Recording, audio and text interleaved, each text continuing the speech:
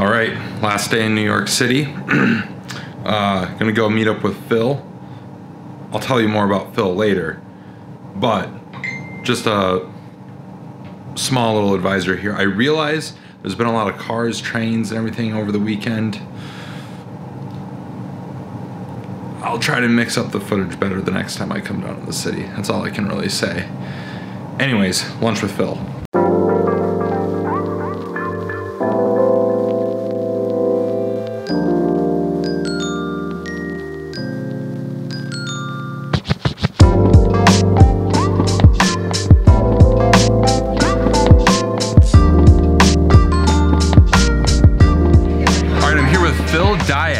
Who is a former combat cameraman. Say hi, Phil. How you doing?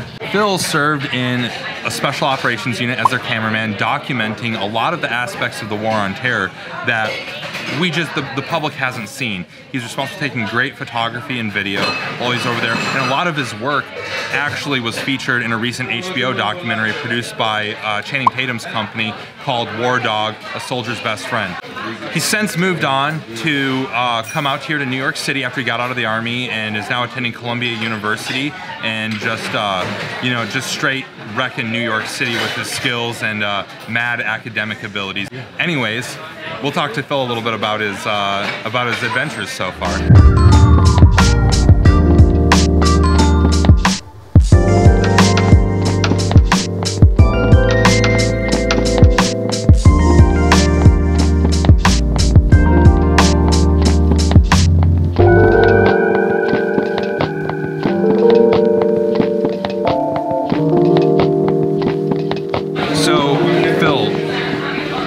Joined the Army. Did you know you were going to be a comm-cam then? So I like to tell people it's pretty simple. I fell ass backwards into the one thing I was meant to do for the rest of my life. I never had any prior experience. Wasn't in yearbook club or anything like that. But, yeah, I ended up falling in love with my craft while I was learning it, and it's been history ever since. As you were, once you actually got into the unit and you found out you were going to be attached to these special operations units, what was going through your head and when that first happened, and then what was the experience like? No, when I first found out I was deploying with task force, it was kind of like an expected goal, a dream, Yeah, I came out of school with 5 or 6 guys that were in the same class as me, and we got selected for this platoon, special missions platoon, which supported the joint task force in Afghanistan. And yeah, our PT score got us in, and our personality kept us in, because we would have to embed with these units. And more than physical stature, they need to trust your personality. They need to trust your movement, your attention to detail, so you don't become a liability. And it was trial by fire. I was 19, a young PFC, and I was just lucky to be the water boy for the high school football state championship team. But the water boy still technically gets a ring. What was one of the hardest aspects of capturing compelling images in such a dynamic environment?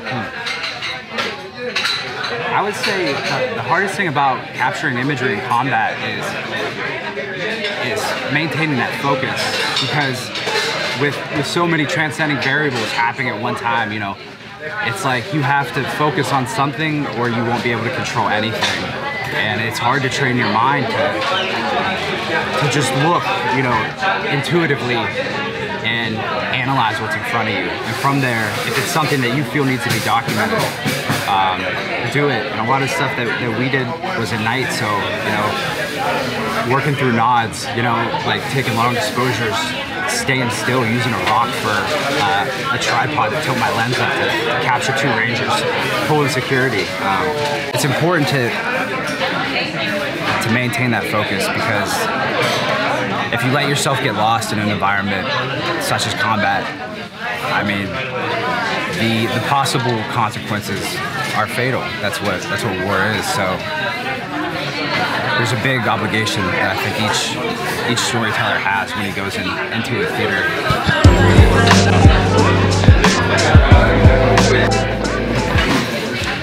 So I think the military gives you a special set of of skills. And I think above that is this thing that I would call comparative perspective, which is great if you're an artist, because I believe it's an artist's job to teach humanity about themselves. And being in the military, you get exposed to lots of different ranges of life and diversity, and you get to understand that culture, and you're not restrained to one basic heritage. You know many different traditions of many different, people, brothers that you were forced to, train, kill, and be killed for, So having that perspective, that comparative perspective, embrace it. Know that your story is vastly different than every other one that's previously existed before it and whatever comes after it. And trust that you made it through whatever you battled or struggled through in the military, and just do it. As filmmakers, they say there's 3 scripts: the one you write, the one you cut, and the one you edit. So things change all the time, but you're never going to find out where you're going if you don't step off on the journey and get started. So trust that comparative perspective, all the tools in your tool bag, and step off on a venture.